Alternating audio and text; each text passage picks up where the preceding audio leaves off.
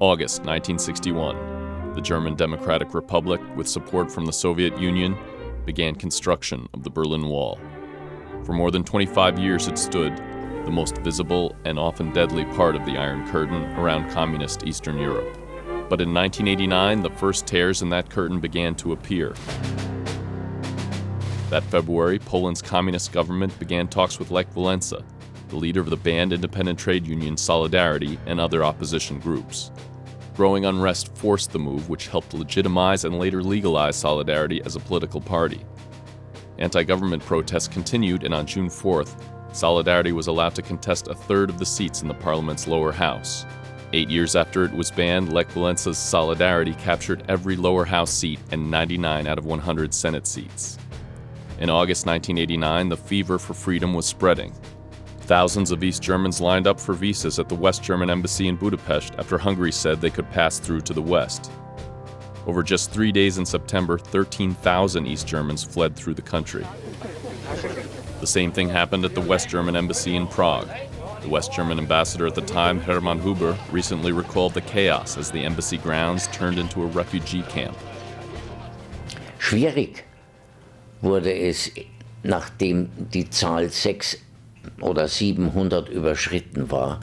Da merkten wir, dass wir das nicht mehr selbst alles einkaufen könnten, auch was man so an Frischgemüse und dergleichen brauchte.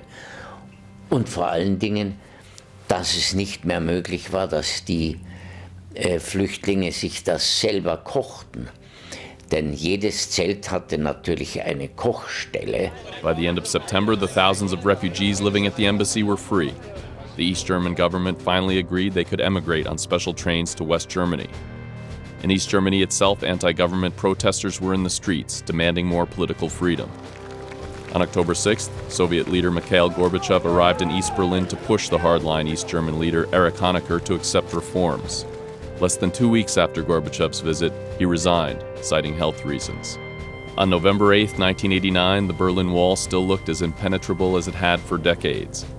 But on November 9th, it unexpectedly cracked wide open. An East German ruling party official, Günter Schabowski, announced in a live broadcast that all rules for traveling abroad had been lifted. Also Genossen, mir ist hier also mitgeteilt worden, dass eine solche Mitteilung heute schon verbreitet worden ist. Sie müsste eigentlich in Ihrem Besitz sein. Das tritt nach meiner Kenntnis ist das sofort. Unverzüglich. The response was almost immediate. After the broadcast, tens of thousands of East and West Germans flocked to both sides of the wall. Hammer blows marked the end of the Berlin Wall and the beginnings of German reunification achieved the following year. On November 17th in Prague, a peaceful student protest was violently put down by riot police. The event galvanized the Czech and Slovak people and sparked larger and larger anti-government, pro-democracy demonstrations.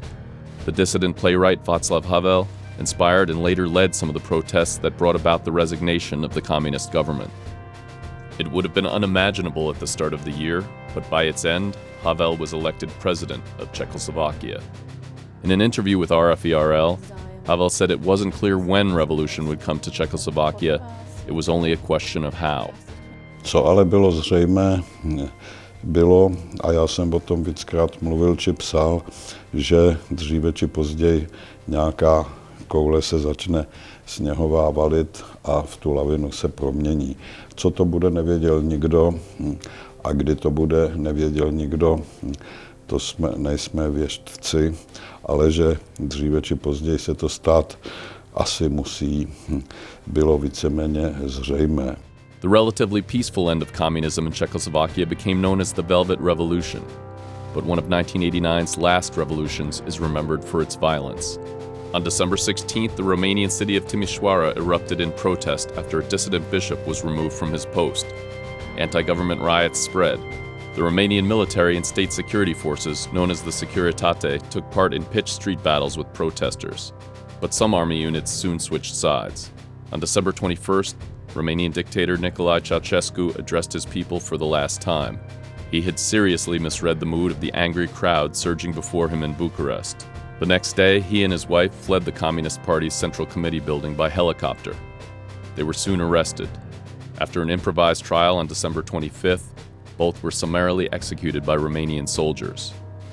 The rapid course of revolutionary events and the decline of communism in 1989 had a long list of causes, but some directly blamed Mikhail Gorbachev for letting Soviet influence over Eastern Europe slip away.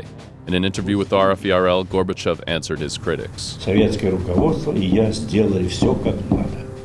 И в интересах немцев, и в интересах России в первую очередь. И в интересах Европы, и в интересах всего мира. Что я отдал? Польшу полякам, Чехословакию чехам и словакам. Lenin statues in Romania and the other Eastern Bloc countries fell soon after their communist governments. But the hunger for freedom and change did not end in 1989. It wouldn't be long before the Soviet Union, a once feared force, faced its own end, crumbling into history.